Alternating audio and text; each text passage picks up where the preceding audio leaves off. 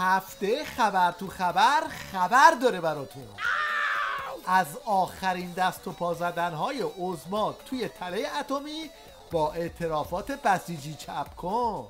مسئول آمریکایی همین چند روز قبل از این میگه که ایرانی‌ها گیر افتادند، ایرانی‌ها در قضایای هسته‌ای با دست بسته پشت میز مذاکره حاضر میشن. خب این خطای محاسباتی است، گیر نیفتادن.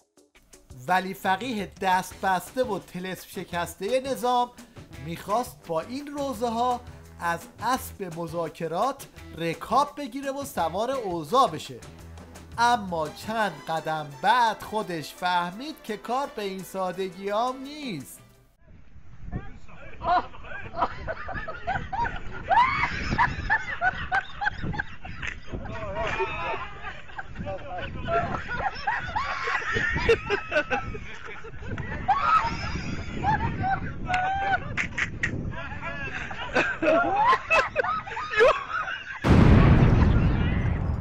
این روزه آخر ولی فقیه یه ترجیبند ذلیلانه داشت که گیر عظما رو خوب نشون میداد.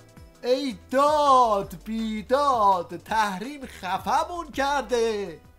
مسئولین ما، هیئت مذاکره ما، دولت ما، همه تلاششون رو دارن میکنن که حربه تحریم رو از دست دشمن خارج کنن.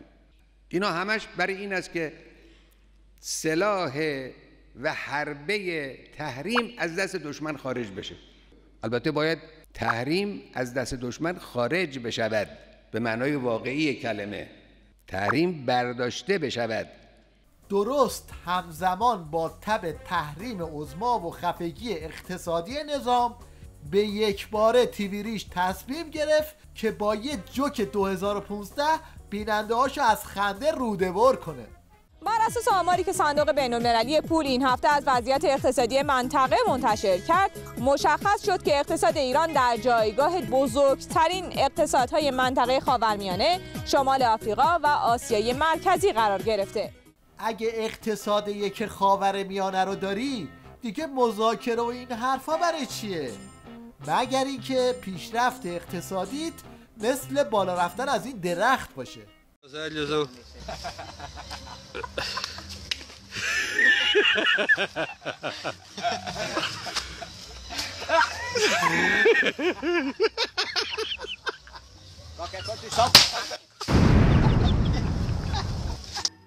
از این جوک که بگذریم، اوضاع اقتصادی نظام چنان تو منگنه تحریم گیر کرده که زمزمه های خستگی و وادادگی در بین بسیجی های گیجویچ داره به یه اپیدمی تبدیل میشه. حالا کسی بگه آقا نه دیگه، تا کی دشمنی، تا کی مبارزه، بس دیگه خسته شدیم، تا کی شرایط اضطراری، شرایط عادی کنین. خب ما که از خدا میخوایم شرایط عادی بشه، نمیذارن که. وا بدیم و تسلیم بشیم. ارباب یه چیزی جلومون میندازه از ته سفره. هر وقت اراده فرمودن یه چیزی میندازن از مال خودمون جلومون. الان چنان که این پولایی که میخوام بدن مال خودمونه، که 100 میلیارد پول خودمونه. میگه شما هی عقب برید تا ما ببینیم چه بخشی شد خودمون دلمون میخواد به شما بدیم ندیم. اینجوریه اینا، اینجوریه. از اونجایی که این بعبع بزبز قندی دردی از بسیجیای وارفته دوانه میکنه، تیویریش رفت سراغ این جوجه کلاغ ولایت تا با یه نوحه راک به دلواپسان پس افتاده این نظام دل بده.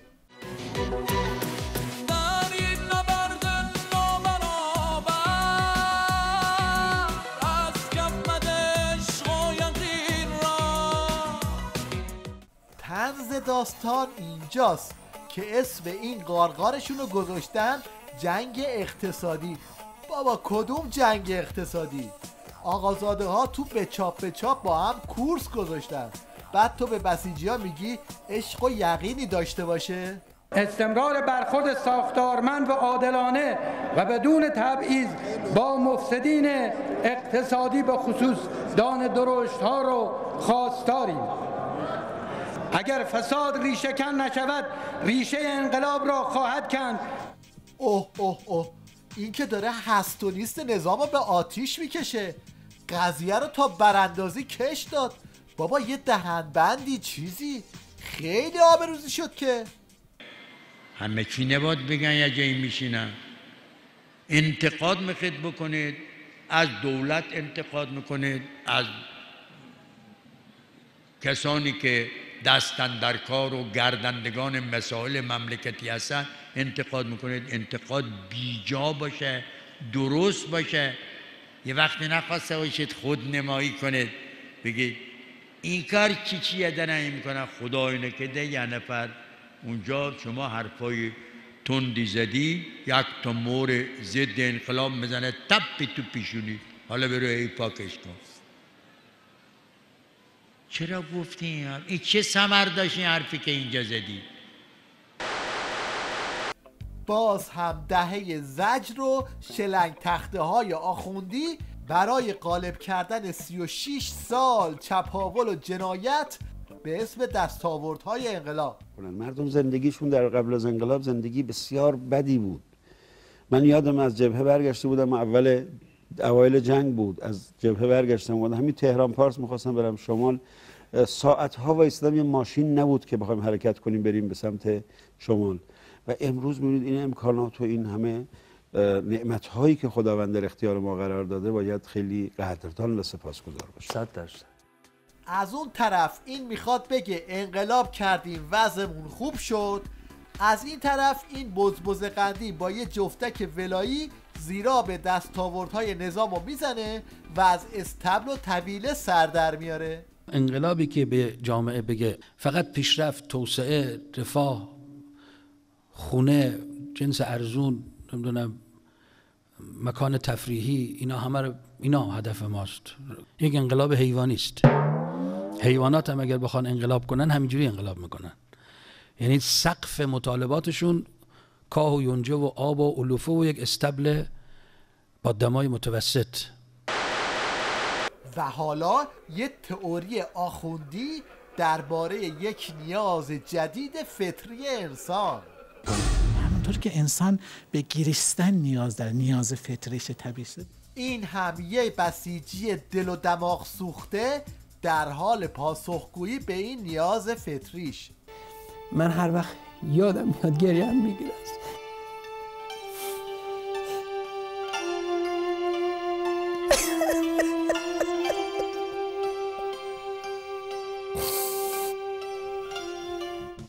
و حالا یک بحث بسیار بسیار مهم و حیاتی با حضور حاج آقا ناخنگیر. گفتن راجع به حکم کاشت ناخن برای خانم ها صحبت کنید. بله.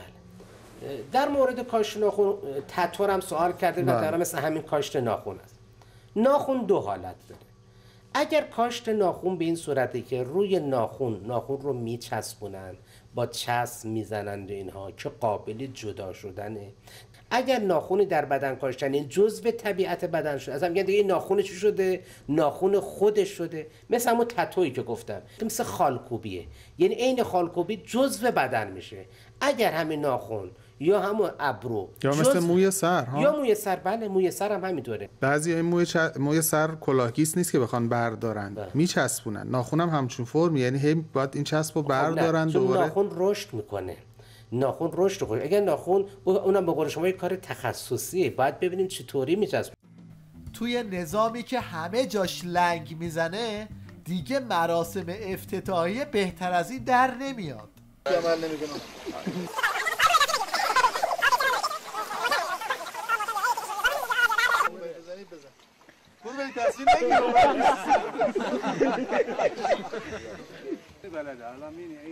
این باید نها کن.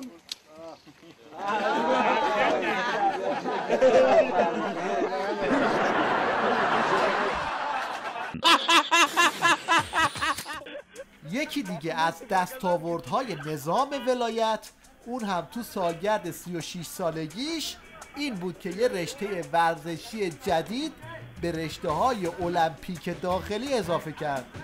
رشته الاغ سواری با جایزه الاغ طلایی. از طرفی در یکی از شهرستان‌ها مسابقات الاغ سواری برگزار شد در حد لالیگا. اما الاغ طلایی و به نفر اول الاغ طلایی، به نفر دوم الاغ نقره‌ای و به نفر سوم تندیس الاغ برنزی تقدیم شد. صندلی آخوند تانگه همیشه تو اتوبوس مشنگستان محفوظه. این شما و این یک رابطه مثلثی بین ترشی و ماست و ماهواره. اگه تو جوانی سیر یعنی ترشی رو با ماست بخوری، در میان سالی بدنت لکه پیس میشه. این رو پزشکی هم ثابت کرده. ماست رو با ترشی با هم نخورید. بله. این که الان هیچی نشد دلیل بر این نمیشه که این هیچی نشده. آمار بعضی از فسادهایی که 50 سال پیش نبود، 30 سال پیش هم نبود، امروز پیدا شده تو فضای خانواده، تو فضای جامعه. خب ما 30 سال پیش که همین آدما بودیم، همین غذاها رو می‌خوردیم، همین اتفاقا بود. چی اضافه شده که این مشکلات و ناهنجاری اومده؟ پدیده ماهواره اومده. موضوع این برنامه بحث حساس پرخوری و چاقیه، اما از اونجایی که مجری خیلی مناسبی انتخاب کردن، النهایه خودش هم به زبون میاد و به تناقض صحنه اعتراف میکنه. مسئله چاقی یک چیزی که جلوش نگیرین مثل بهمنه که اخیراً هم یکی از همکاران ما را به دیار باقی برد. بنیاد انسان‌ها و خانه و زندگی و کوه و دشت رو به هم می‌دوزه. حالا خیلی از دوستان که ملاحظه می‌کنن برنامه رو میگن این معصومی که نشسته پیش آقای دکتر مظهری، آقای دکتر این همه هشدار میده، بعد ایشون ماشاءالله روز به روز توپل‌تر میشه. وقتی تیوی ریش تصمیم میگیره تو این اوضاع قمر در عقرب نظام یه برنامه یخمک واسه خندودن بیننده هاش درست کنه، اون وقت یه چنین بزبیانی هایی هم میاره که تماشاچی که قرار بوده بخنده آخرش در میره. من هرچی تلاش کردم نتونستم بخندم. چرا؟ هی بدترم شد حالم. اینه حال زارم دیگه الان. ولی اون خانومی که پیامک داده بود بهتون که برنامه‌تون خسته کننده است، خسته کننده نیست، خنده‌دار نیست. آها. و خب گفتم اگر که میشه این خواهش رو داشته باشم میتونم برم؟ شما آزادین. بچه‌ها رو به زور که اینجا نشد. ها؟ میرم پس. آره؟ میخوای بری؟ مرسی که نازم. باشه هر جور راحتی. ممنون از لطفتون. خداحافظ. تشویقش کنید.